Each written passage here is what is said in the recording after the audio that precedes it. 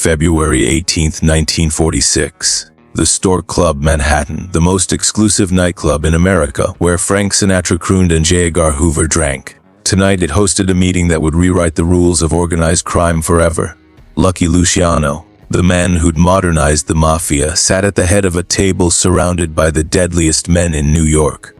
Frank Costello, Albert Anastasia, Meyer Lansky, 3 bodyguards who'd killed more people than they could count. Across from them walked one man, alone, carrying nothing but a leather briefcase. When Bumpy Johnson sat down at the boss's seat without permission, Luciano's bodyguards reached for their guns. 6 weapons, 6 killers, all aimed at the man who dared disrespect the most powerful mobster in America. But Luciano raised his hand, let him through. He had no idea that the briefcase Bumpy carried contained something that would make him rethink everything he thought he knew about power. The Empire's last problem, World War I, was over. America was celebrating, but in the smoke-filled back rooms of New York, Lucky Luciano faced his biggest crisis yet. In 3 weeks, the federal government was shipping him to Italy permanently. Deportation, no appeals, no delays. Before he left, Luciano needed to secure his empire. The 5 families were in order. Costello ran his operations. Anastasia controlled the docks. Lansky handled the money. Everything was perfect except for one problem: Harlem. The numbers racket. The illegal lottery that let poor folks bet nickels for the chance to win $50 was generating millions every week in Harlem. And the Italians couldn't touch it. They'd tried before. In 1935, Dutch Schultz had muscled his way into Harlem with guns blazing. Schultz was found shot to pieces in a New Jersey tavern. The man responsible sat across from Luciano, now Bumpy Johnson. 11 years. Luciano thought, studying Bumpy's calm face. 11 years since Schultz died trying to take what this man protects. But Luciano was smarter than Schultz. You don't roll into Harlem with threats, you negotiate. You show respect. You make offers. That's why they were here. The invitation. Luciano had sent word to Bumpy Johnson 2 weeks earlier. Bumpy's response: silence. For a full week. That silence told Luciano everything. This wouldn't be easy. The Stork Club was neutral ground, exclusive enough that they could talk without interruption, public enough that neither side could pull anything too violent. Luciano had reserved the entire VIP room, bringing his most trusted men. When Bumpy Johnson walked in, every detail was calculated. Navy blue 3-piece suit, no tie, he never wore ties, gold watch chain, polished shoes, freshly cut hair, and in his right hand, that leather briefcase. The bodyguards moved toward him immediately, hands reaching inside their jackets. Let him through, Luciano said, raising one finger. Bumpy walked past the killers without a glance, his footsteps echoing on the marble floor. Then he did something that made every man in the room tensy. He pulled out the chair at the head of the table, Luciano's seat, the boss's seat, and sat down. He placed his briefcase on the table, pulled out a cigar, lit it slowly. Nobody moved. Costello's jaw tightened. Anastasia's hand drifted toward his waistband. 3 bodyguards calculated angles and distances, but Luciano smiled. He recognized what Bumpy was doing. This wasn't disrespect, this was a test. Bumpy was establishing the terms before anyone said a word. The offer: Luciano took the seat directly across from him. Mr. Johnson, thank you for coming. Bumpy took a long drag from his cigar, blew smoke toward the ceiling. Mr. Luciano, you wanted to talk, so talk. Luciano folded his hands on the table. His voice was calm, measured, the voice of a man who'd negotiated with presidents and killers and knew the difference. I'm leaving the country in 3 weeks. The feds are shipping me back to Italy. But before I go, I need to make sure New York stays in order. No wars, no chaos. Just business. Bumpy nodded slowly, said nothing. Harlem is the last piece of the puzzle. Luciano continued. The numbers racket is making millions. My people want in. But I know you've been running things up there since Schultz died. You've got the trust of the community. You've got the infrastructure. You've got the police on your payroll. He paused, looking Bumpy directly in the eyes. I'm not here to take what's yours, Bumpy. I'm here to offer you a partnership. You keep running Harlem. We provide protection, investment, capital, connections. In return, we take 40% of the profits. You get to stay independent, but under our umbrella. Under our protection." The room was silent. Costello leaned forward, watching Bumpy's reaction.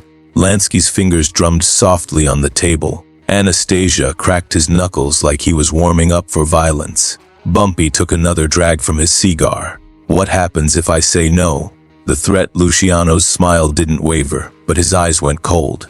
"Then we have a problem, because if you're not with us, you're against us.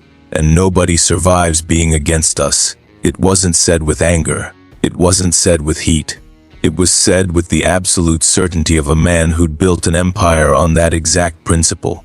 The bodyguards shifted in their seats. Hands moved closer to weapons. The temperature in the room seemed to drop 10 degrees. Bumpy set his cigar down in the crystal ashtray, opened his briefcase, and pulled out a single photograph. He slid it across the table. The game-changer Luciano picked up the photograph. His face didn't change, but his fingers tightened around the edges.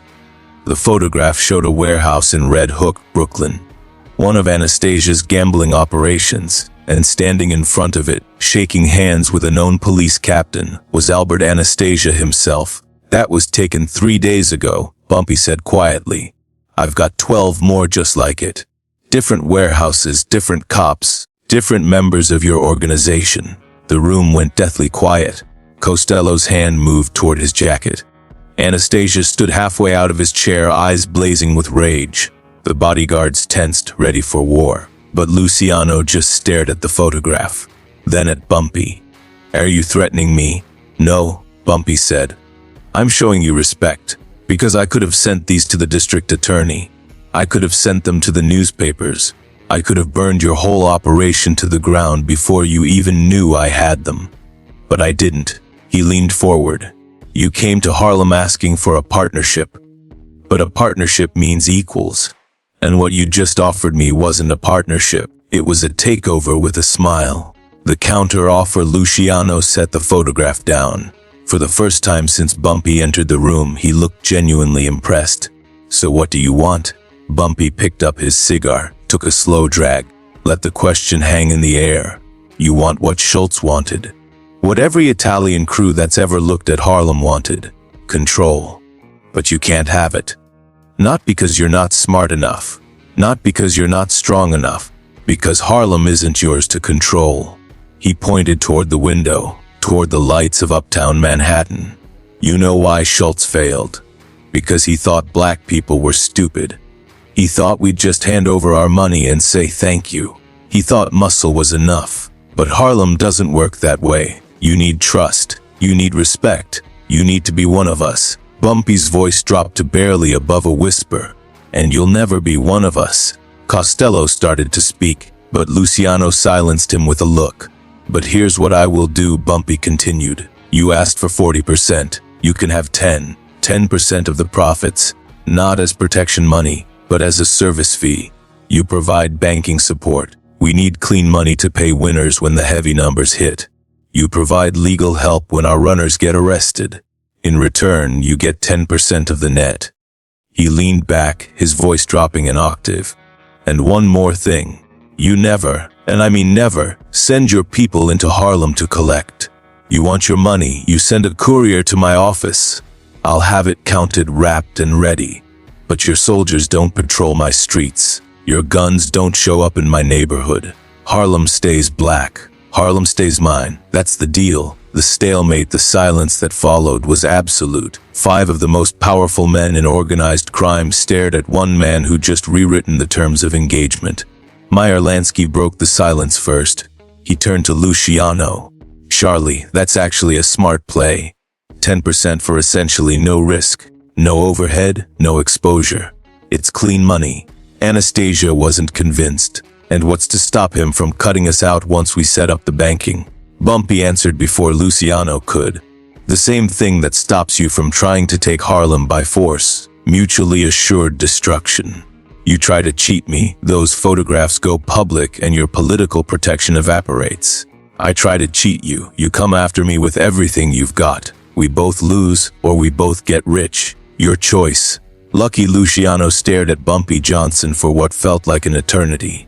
the most powerful mobster in America, studying the man who just outmaneuvered him at his own table. Then, slowly, he started to laugh. Not a mocking laugh, a genuine one. You know what, Bumpy? Schultz was an idiot. He should have talked to you first. The handshake. Luciano stood up, extended his hand. 10%, banking and legal support, no soldiers in Harlem, and you deliver the money monthly. Bumpy stood, shook his hand, one firm grip. We have a deal. Frank Costello exhaled like he'd been holding his breath for an hour. Meyer Lansky smiled.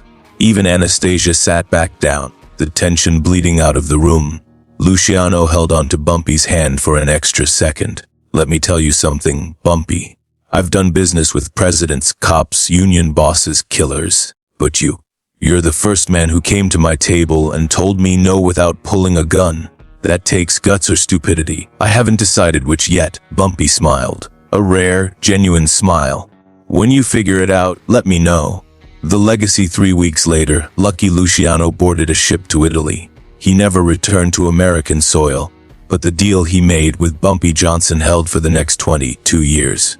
The numbers racket flourished. Bumpy paid the 10% like clockwork. The Italians provided banking through legitimate fronts, legal representation through connected lawyers. When Bumpy got arrested in 1951 and sent to Alcatraz, Frank Costello personally made sure his family was taken care of. And when Bumpy walked out of prison in 1963, the deal was still intact.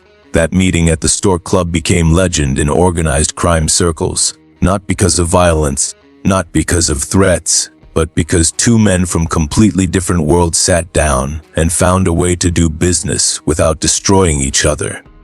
The photographs. Bumpy never talked publicly about the meeting, but people close to him said he kept that photograph of Anastasia in his office for the rest of his life.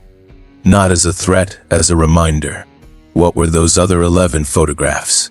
Some say they showed Costello's gambling operations, Lansky's money laundering fronts, even compromising evidence about Luciano's wartime cooperation with naval intelligence.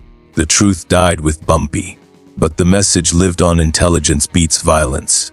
Preparation defeats intimidation. Respect is earned, never given. The man who changed everything. Luciano would later tell associates in Italy, Bumpy Johnson was the smartest gangster I ever met and the most dangerous. Because he didn't need me to respect him. He demanded it. That briefcase changed everything.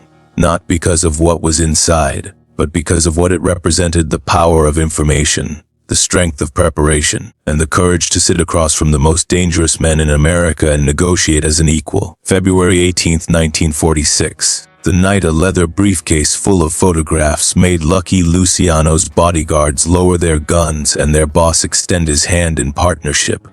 The night Bumpy Johnson proved that sometimes the most powerful weapon isn't a gun, it's knowing exactly what your enemy doesn't want the world to see. One briefcase, 12 photographs, and the birth of the only partnership in mob history built on mutual respect instead of mutual fear. Power isn't about who's willing to pull the trigger first. It's about who's smart enough not to have to.